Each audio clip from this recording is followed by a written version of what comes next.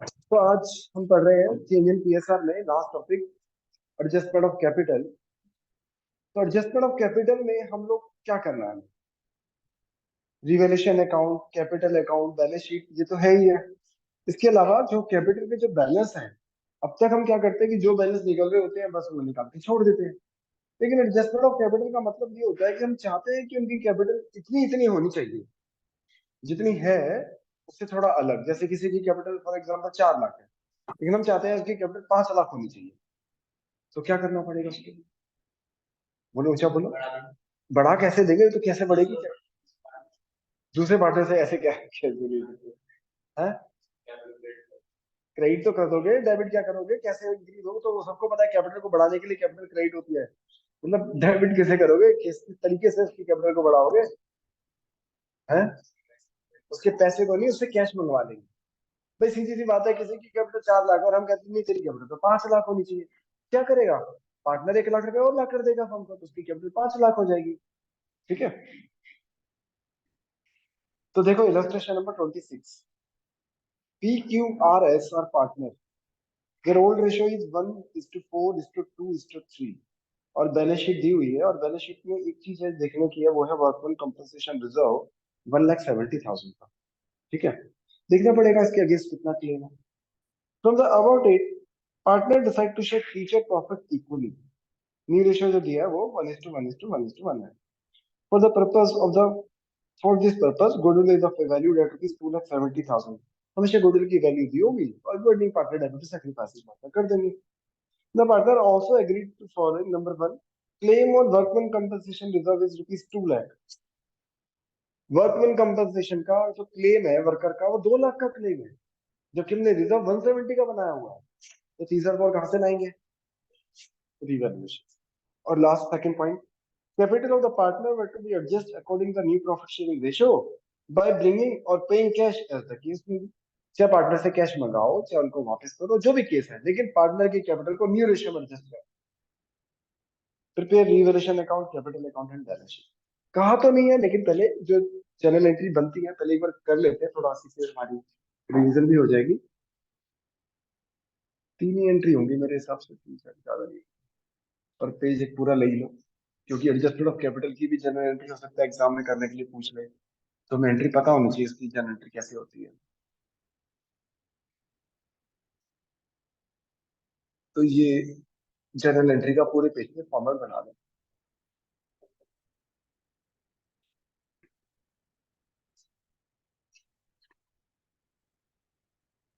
सबसे पहले workman compensation की एंट्री करते हैं। Workman compensation fund account debit, जितना है उतने से ही डेबिट करेंगे, और हमेशा करेंगे और पूरे से करेंगे। लेकिन टू वर्कमैन कंपनसेशन क्लेम, ये हम एक लाइबिलिटी क्रिएट कर रहे हैं 2 लाख। 2 लाख रुपए से हमने लाइबिलिटी क्रिएट कर ली, और जो 30,000 रुपए का एक्स्ट्रा क्लेम हो गया वो हमारे लिए लॉस है, वो रिवैल्यूएशन अकाउंट में डेबिट हो जाएगा। अच्छा, कुछ बच रहा होता है रिजर्व तो मैं क्या करता? पार्टनर में बांट देता। कम पड़ गया तो रिवैल्यूएशन में, लेकिन ऑब्वियसली ये रिवैल्यूएशन का लॉस पार्टनर में ही जाएगा। तो एंट्री हो जाएगी PQRS डेबिट, चार चार तो पार्टनर है, टू रिवैल्यूएशन। किस रेशियो में? ओल्ड के न्यू मुद्दे की बात। ओल्ड रेशियो, ओल्ड रेशियो क्या है जरा देख के बताओ। 1:4:2:3। 4 तो 6 और 3 और 1 10, 3,000।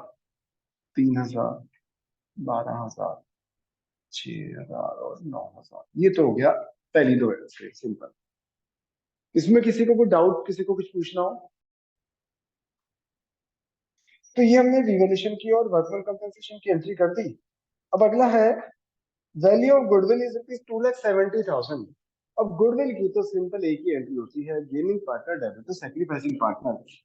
तो PQRS का ओल्ड रेशियो है 1:4:2:3, और न्यू रेशियो है 1:1:1:1। तो देख लेते हैं पी कितना गेन कर रहा है। दिख ही रहा है गेनिंग है। 1/10 -1/4, यानी कि 3/20 तो ये गेन कर रहा है। क्यू 4/10 -1/4, ये 3/10 सेक्रीफाइस कर रहा है। 2/10 -1/4, ये 1/20 गेन कर रहा है। 20/20 सबका 20 है भाई। कहाँ कह रहे हो? वो सब में 10 होगा ना नीचे। तो 10 ही तो लिखा है, मैं समझा नहीं क्या कह रहे हो इधर से। तो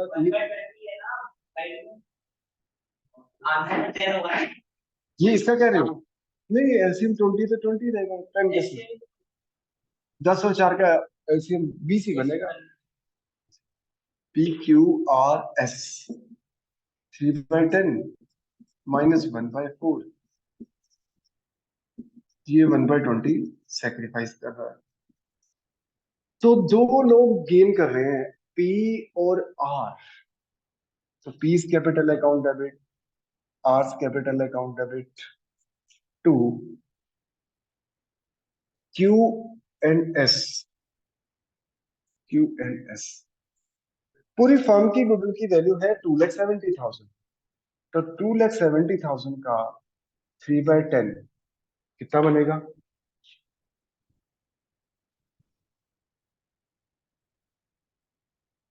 81,000। 1/10, ओ 10 नहीं, 20, सॉरी सॉरी, 20 40,500। और आर का है 1/20, 2,70,000 का 1/20 में, यानी कि 13,500। क्यू का क्रेडिट होगा वही 40,500 और 13,500। पहले ये एंट्री कर लो, और कोई डाउट है तो पूछ लो इस एंट्री में। अब बस एक पॉइंट रह गया जिसके लिए मैंने क्वेश्चन कराया, यानी कि एडजस्टमेंट ऑफ कैपिटल। ठीक है, अभी रिवैल्यूएशन का अकाउंट तो नहीं बना रहा, मैं डायरेक्ट कैपिटल अकाउंट बना रहा हूँ। जरूरत नहीं है, रिवैल्यूएशन अकाउंट तो एक लाइन का बना ही लोगे आप लोग। तो अब बनाओ सब लोग कैपिटल अकाउंट। 4 पार्टनर है, ध्यान रखना, थोड़ा सा खिचड़ी ना पक जाए कहीं।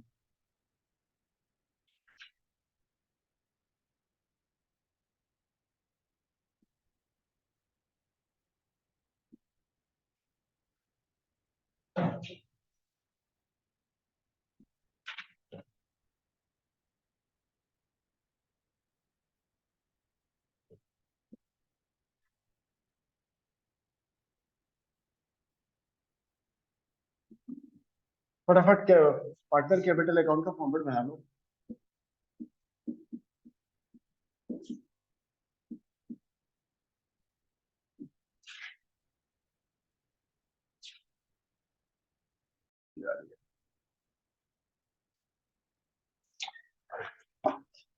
ठीक है, हम बना रहे हैं कैपिटल अकाउंट। तो सबसे पहले तो हम कैपिटल के बैलेंस ही लिखेंगे ऑब्वियसली। देखो लिखो लिखो फटाफट, बाय बैलेंस BD, क्योंकि कैपिटल का क्रेडिट बैलेंस होता है, लाइबिलिटी में भी है तो क्रेडिट बैलेंस ही है। 2 3 4 5।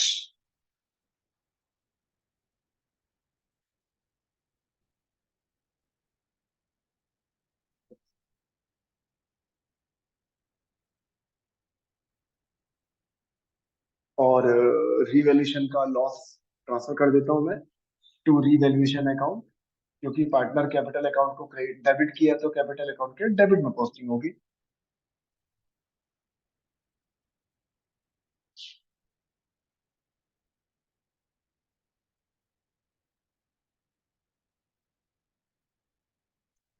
और ये जो गुडविल की एंट्री है,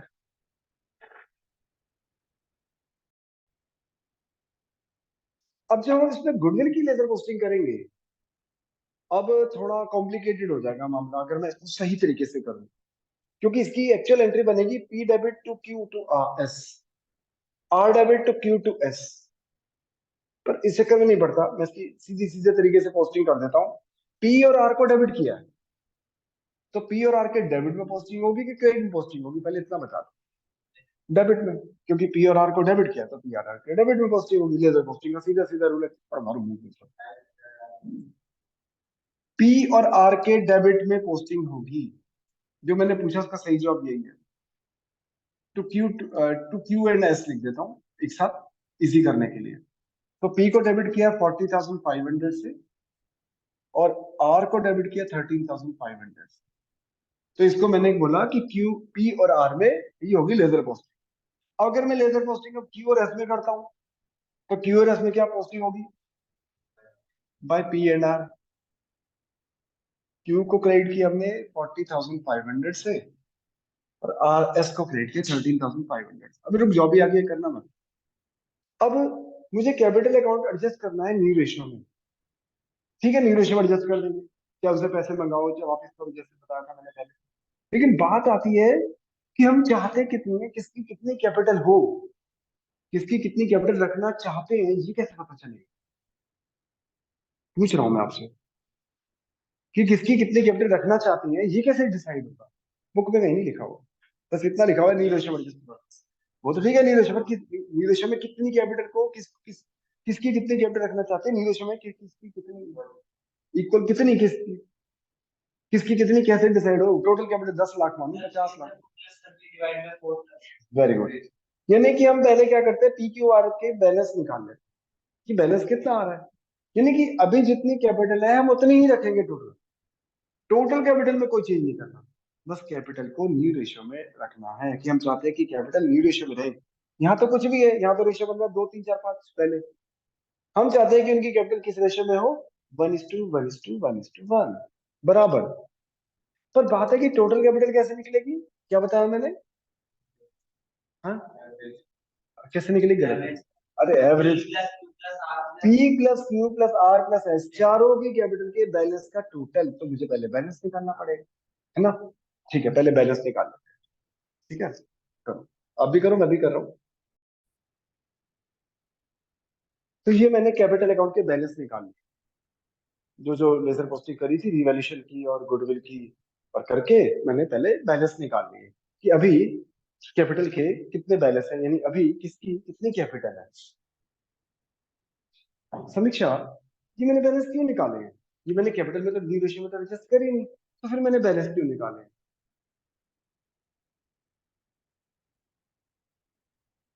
total capital of new firm क्या चाहिए मुझे? क्या चाहिए हार्दिक? New firm. मुझे चाहिए total capital of new firm, क्योंकि वो या तो क्वेश्चन में दी होती है या हमें निकालनी होती है। तो नहीं दी हुई तो हमें निकालनी है, हमें निकालनी है तो उन्हीं की कैपिटल से ही टोटल कैपिटल निकलेगी। तो अब क्या करेंगे हम? वर्किंग नोट में दिखाएंगे calculation of total capital of new firm. Working note में हम दिखाएंगे नीचे calculation of total capital of new firm.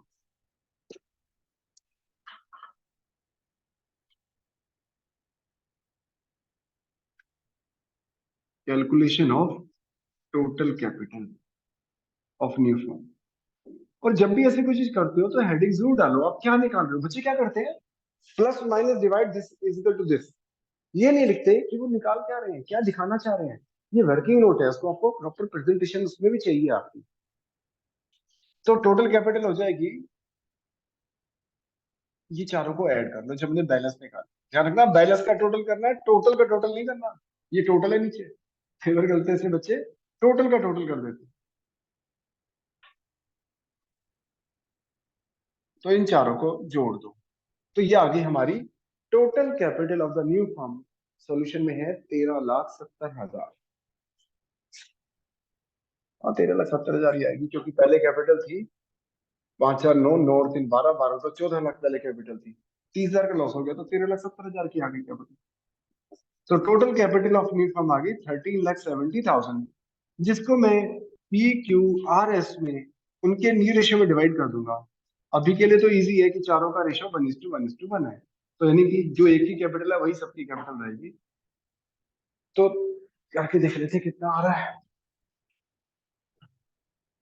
ये आ रहा है 3,42,500 ईच। टाइम वेस्ट नहीं करता, सब लोग पहले इतना कर लो, फिर आगे चलते हैं। तो ये जो बैलेंस है ये हमें मेंटेन करना है। आप समझना कि एडजस्टमेंट ऑफ कैपिटल का प्रोसीजर क्या है, कैसे करते हैं एडजस्ट कैपिटल। तो हम क्या करेंगे, ये जो बैलेंस हमने निकाले हैं पहले इस बैलेंस को कैरी फॉरवर्ड करेंगे। क्या करेंगे, कैरी फॉरवर्ड। ये है balance c d, carry forward कर रहे हैं, कैरी डाउन कर रहे हैं, तो कैरी डाउन करो बाय बैलेंस बी डी। ये तो क्लियर है ना कि क्रेडिट बैलेंस है, क्रेडिट से बड़ी सी क्रेडिट बैलेंस है, इसलिए क्रेडिट में जा रहे हैं। लिखो लिखो, सबके बैलेंस लिखो जो हमने बैलेंस निकाले थे।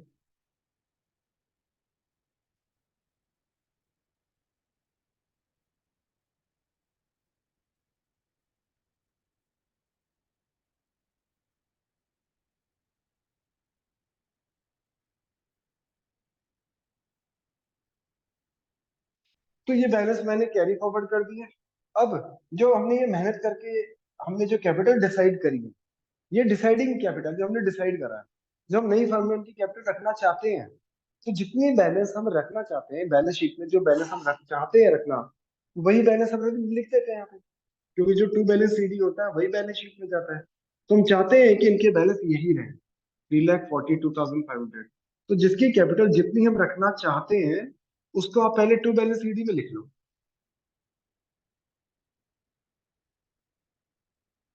और उसके बाद balancing figure to cash by cash कर दो।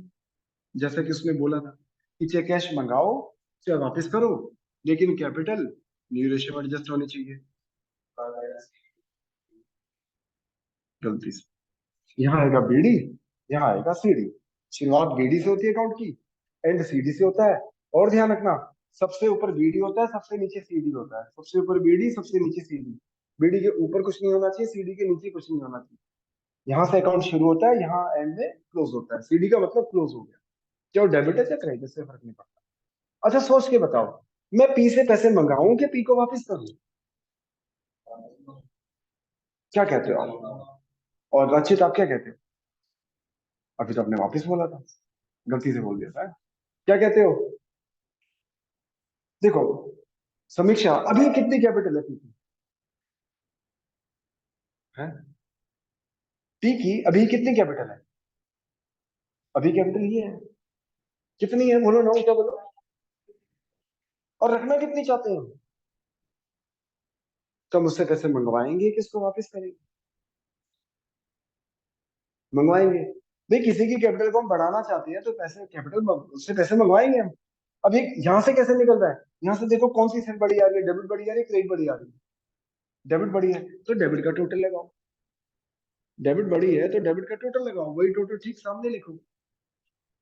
और बैलेंसिंग फिगर बाय कैश या बाय बैंक जो भी है, बाय कैश बैलेंसिंग फिगर, ये हम लिख देते हैं। बता दो भी अगर कितना है, जरा सोल्यूशन को देखिए कितना आ रहा है। बाय बैंक देखो, बाय बैंक होगा 1,86,000। ठीक है, करो करो। डेबिट का जोन सी सेट बढ़िया का टोटल लगा लो, उसको यहाँ लिखा, माइनस करके लिख दिया। या फिर सीधी सी बात है, पैसे मंगवाने हैं और पैसे मंगवाने हैं तो इसकी जनरल एंट्री होगी cash account debit to P's capital. Cash account debit to P's capital. कितने मंगवानी है वो हमने निकाल लिया, 1,86,000। पी से हम 1,86,000 रुपये मंगवाएंगे। एंट्री जहां कर रहे थे वो एंट्री भी कर देना, cash account debit to P's capital. Capital account में आ गया बाय कैश। इसमें बस ये है कि पहले मैंने लेजर पोस्टिंग पहले करी है, एंट्री बाद में कर रहे हैं। पहले कि हमने डिसाइड किया अकाउंट के थ्रू कि हमें कितने पैसे मंगाने हैं। इस पॉइंट में किसी ने कुछ पूछना हो तो पूछ लो पहले। ऐसे ही अब देखो, क्यू की कौन सी साइड बड़ी है? डेबिट, तो लगाओ डेबिट का टोटल, वही टोटल ठीक सामने लिखो। और बैलेंसिंग फिगर वही बाई कैश के आगे लिख दो। कितनी है जरा देख लो, 14,000। हाँ लगा था।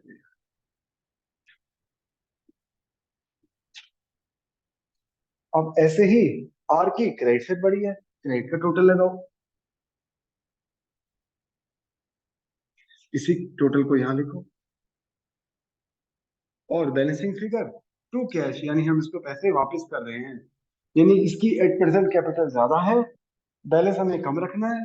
इसको हम पैसे वापस कर रहे हैं, ले भाई तेरी कैपिटल फालतू आ रही है, तू अपने पैसे वापस ले। कितने दिखना? हाँ, 38,000। बैलेंसिंग फिगर जरूर लिखना उसके आगे। और आर की भी डेबिट बड़ी आ रही है, क्रेडिट बड़ी आ रही है, सॉरी, इसकी भी कैपिटल फालतू है, रेशियो कम है। कितना वापस करना है इसको?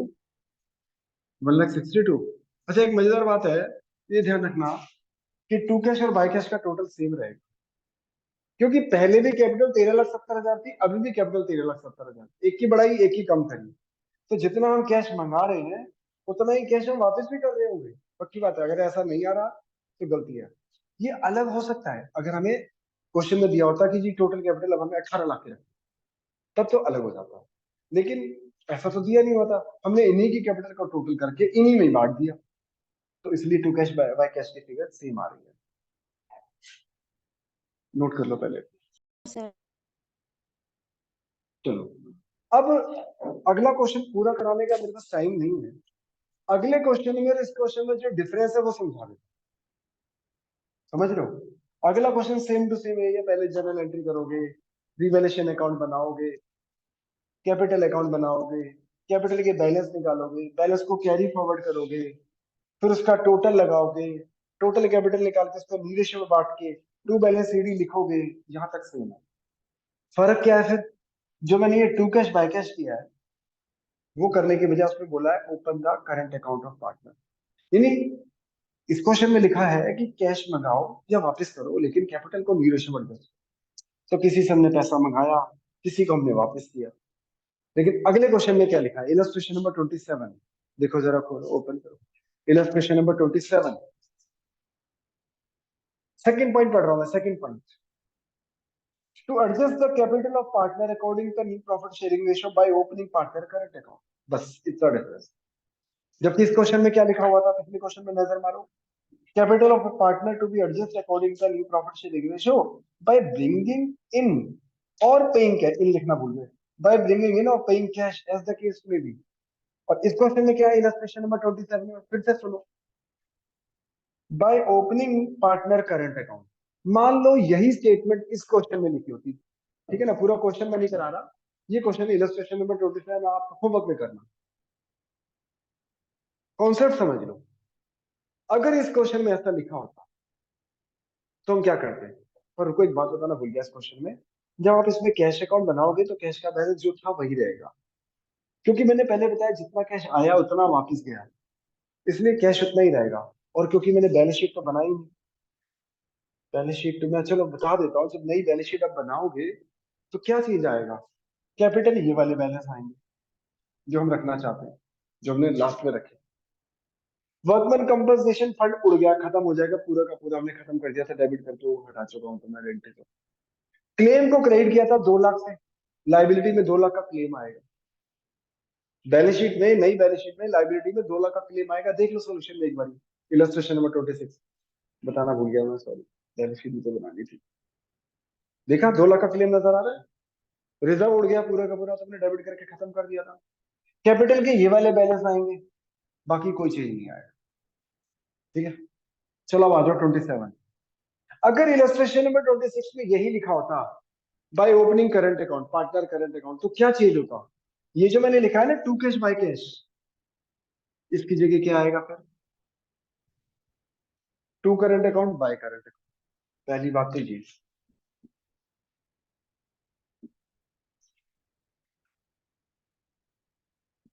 To current account by current account, एक तो ये फर्क है। दूसरा, जब आप बैलेंस शीट बनाओगे, चलो छोड़ो, पहले मुझे इसकी एंट्री बताओ, जर्नल एंट्री। मैंने पी की कैपिटल में लिखा है टू करंट अकाउंट, इसकी जर्नल एंट्री क्या बने?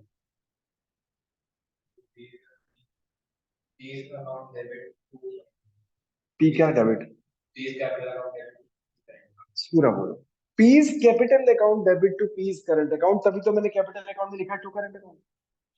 अब यहां पर एक नया अकाउंट खुल गया, P's current account. Oh sorry, हाँ उल्टा हो गया यार, मैंने भी जानी, सॉरी। एंट्री होगी P's current account debit to P's capital account. सब हाँ कर रहे हैं मेरे साथ साथ तेरे साथ साथ। P's current account debit to P's capital account, तभी तो कॉस्टिंग होगी। अब जब पी का करंट अकाउंट डेबिट किया है, नया अकाउंट खुल गया। अब नया अकाउंट खुला है, कौन सा बैलेंस है इसका, डेबिट के क्रेडिट?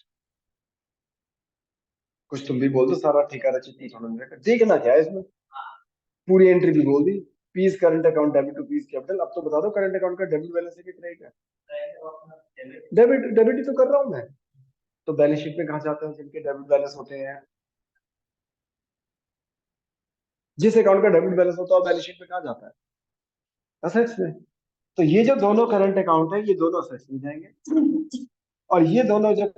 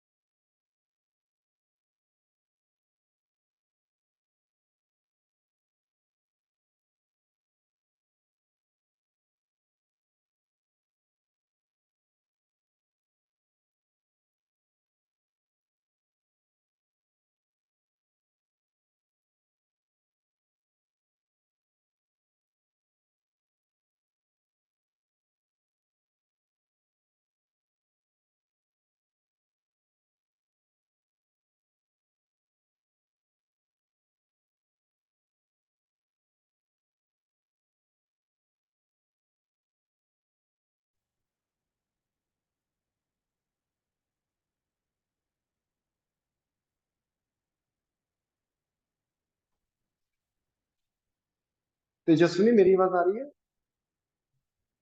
Sir Yes. आप ये अभी नहीं आ रही थी। अब आ रही है आवाज? हाँ हाँ, ठीक है, वो कॉल आ गई थी बीच में। फिर से बताता हूँ, ये जो मैंने बाय करंट अकाउंट किया है, यहाँ पर करंट अकाउंट को मैंने डेबिट किया है, और डेबिट बैलेंस जो है बैलेंस शीट में असेट्स में जाता है। ये जो मैंने करंट अकाउंट क्रेडिट किया है, ये करंट अकाउंट जो है क्रेडिट है, capital debit to current account, तो ये करंट अकाउंट लायबिलिटी में चला जाएगा, बस। ठीक है, इतना ही फर्क है पिछले क्वेश्चन में और इलस्ट्रेशन नंबर 27 में। इलस्ट्रेशन नंबर 26 27 घर जाके दोबारा से करनी है, अगर आप चाहते हो कि आपको समझ में आए और आपको अगले चैप्टर में भी दिक्कत ना आए। बड़ा इंपॉर्टेंट टॉपिक है, अगर ये समझ में नहीं आया तो सारी मेहनत बेकार, सारा फिनिशिंग टच गया, पूरा चैप्टर कर रखा है, ये नहीं आता, सारी मेहनत बेकार हो जाती। फिर से कहते सुन लो, आज का होमवर्क बहुत इंपॉर्टेंट है। इलस्ट्रेशन नंबर 27 28 करना पहले, तो ये मैं सोचना 26 27, ये मैं सोचना ये तुमने कर ली, ना ना ना, ये तो मैं बोर्ड पे कर रहा था, आप देख के कर रहे थे। इलस्ट्रेशन नंबर 26 27 घर जाके होमवर्क में करनी है। और सेम ऐसे दो क्वेश्चन है, क्वेश्चन नंबर 28 और 29, ये दो क्वेश्चन करने हैं होमवर्क में। लिखना लिखना भूल जाओगे, भूल जाओगे, मेरे को लिखो 26 27 इलस्ट्रेशन, और क्वेश्चन नंबर 28 29। और स्कैनर के भी दो क्वेश्चन करने हैं, स्कैनर के 6 क्वेश्चन तो आपने कर लिए थे, वो तो यही थे जो हमने पहले किया। और स्कैनर का page number PE53, page number PE53, question number 7, और बस क्वेश्चन नंबर 7। ठीक है जी, ये आज तक बोर्ड में एक ही बार क्वेश्चन आया एडजस्टमेंट ऑफ कैपिटल का, चेंज इन पीएसआर का, अदरवाइज इस चैप्टर में से नॉर्मल क्वेश्चन आता था, एक बार आया जिसमें चेंज इन पीएसआर में ही एडजस्टमेंट ऑफ कैपिटल डाल दिया, वरना एडमिशन रिटायरमेंट डेथ में आता है एडजस्टमेंट ऑफ कैपिटल, लेकिन चेंज इन पीएसआर में आ गया था एक बार। अब स्कूल वाले भी यही करते हैं, स्कूल वाले भी डाल देते हैं adjustment of capital change in PSR में, तो आपको सीखना पड़ेगा। तो मैंने होमवर्क में क्या दिया, एक बार फिर से देखो, इलस्ट्रेशन नंबर 26 27, और क्वेश्चन नंबर कौन से दिए, और मैंने स्कैनर का कौन सा क्वेश्चन दिया, पीई का क्वेश्चन नंबर 7। क्योंकि 1 to 6 आप कर चुके हैं ऐसा मैं मान लेता हूँ, वो मेरा लास्ट क्लास का होमवर्क था, नहीं किया तो कर लेना, और ये करना जरूरी है। ठीक है, देखो मैं बोर्ड पे खड़े होके कितनी करा लूँ, फर्क पड़ता है आप घर जाके कितना करते हो, मतलब वो करना तो आपको ही है। फिर से समझ लो इस बात, ठीक है। मैं चाहता हूँ अगली क्लास में आऊँ तो बच्चे मेरे को डाउट लेके आओ, और पक्का क्वेश्चन नंबर 20 ये क्वेश्चन नंबर 7 का डाउट लेके आओगे आप, और क्या बोलोगे, हमसे रिवैल्यूएशन अकाउंट ही नहीं बना। फिर मैं क्या बोलूंगा, अरे आंसर देख के बना लेते, कम से कम एडजस्टमेंट ऑफ कैपिटल तो हो जाता। सुन रहे हो मेरी बात? अगर क्वेश्चन नंबर 7 में रिवैल्यूएशन अकाउंट नहीं बन रहा हो, जितना बेस्ट पॉसिबल है रिवैल्यूएशन अकाउंट बना के छोड़ देना, आंसर है, सोल्यूशन है, आप सॉल्यूशन जैसे देख लेना, रिवोल्यूशन का प्रॉफिट लॉस कितना है, उस पर डाल देना कैपिटल अकाउंट में। लेकिन कैपिटल अकाउंट जरूर बनाना, ये जरूर सीख के आना, ये हो जाएगा आपसे। दिक्कत आएगी क्वेश्चन नंबर 7 में रिवैल्यूएशन में, वो मैं बता दूंगा एक आध पॉइंट का, है वही है 11th वाला point, bad debts, provision for bad debts. मैंने कहा था ना 11th में 12th में आएगा बेड डेट्स, पूरा साल आता रहेगा, हर चैप्टर में आता रहेगा bad debts, provision for bad debts, इससे पिंड नहीं छूटेगा आपका।